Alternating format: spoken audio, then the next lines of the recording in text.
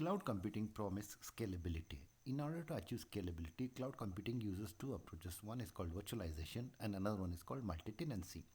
Virtualization is already something which we have talked in the earlier presentation. Today I will be talking about multi-tenant. Let me illustrate the idea of multi-tenant with a simple examination. On the right side you see a picture in which I am conducting a class for my students. And I am actually making my presentation on the screen and each student also is seeing the same presentation. This presentation actually uses idea called multi-tenancy. See, for this application I am using a Google application called Google Presentation, which actually is hosted on Google website. I have created a presentation using Google Presentation and which I am showing on the screen, and all my students actually are also accessing the same presentation from their machine. And actually I have not made a physical copy of this, and these students are just giving that URL and connecting it into this application.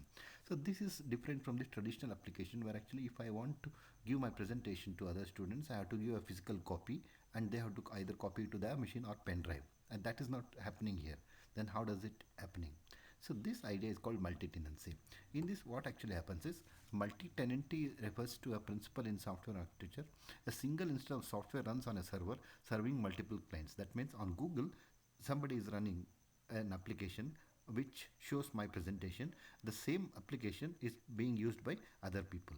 So the idea of a same application being used by a couple of people simultaneously, where only one instance is run on the Google server, is called multi-tenancy.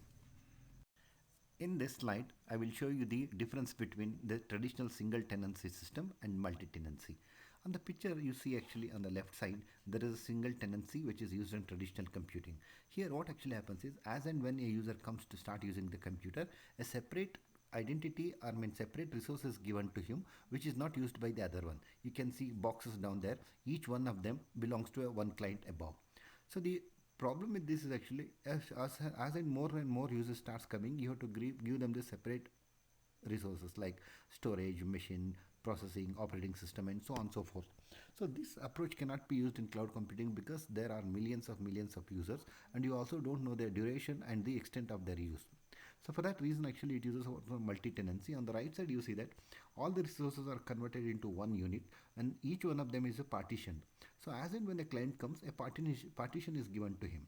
The moment the user stops using that partition is withdrawn from that user and given to somebody.